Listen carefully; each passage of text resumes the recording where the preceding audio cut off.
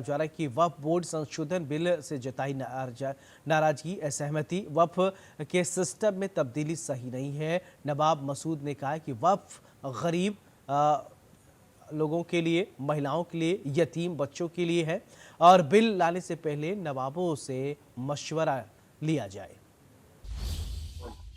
वक्फ board act में बदलाव करने के लिए सरकार एक बिल पेश करने जा रही है, जिसको लेकर कहीं बिल के लिए जो है उसके पक्ष में लोग बात कर रहे हैं, कहीं जबरदस्त तरीके से विरोध हो रहा है। हमारे साथ मौजूद हैं बात करने के लिए लखनऊ के नवाबीन अवध मसूद अब्दुल्ला साहब, उनसे हम बात करेंगे।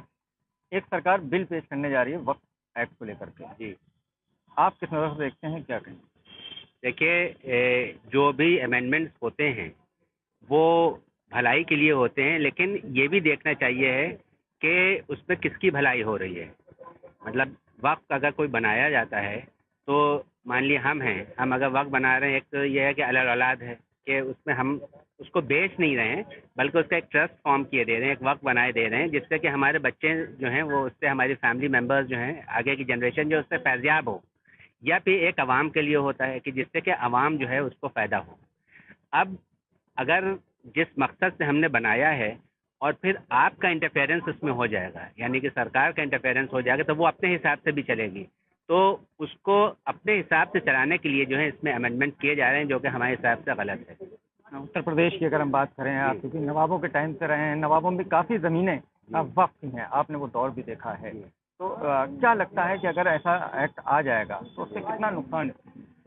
अगर वो लोग वक्फ नहीं करते तो आखिर में वो ज़मीनें किसकी होती हैं? वो उन्हीं की होती हैं।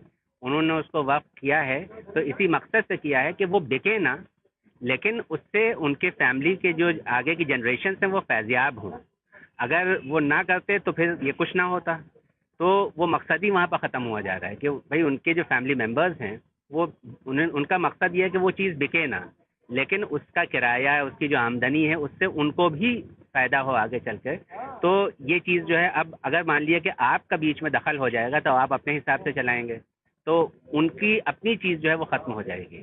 तो अब ये हमारी जिम्मेदारी है कि अगर वक्फ है और आवाम के लिए है तो उसमें हम ईमानदारी के साथ जो है किस तरह से हम आवाम को फ़ायदा पहुँचा रहे हैं या लोगों को फ़ायदा पहुँचा रहे हैं। वक्फ बोर्ड एक्ट में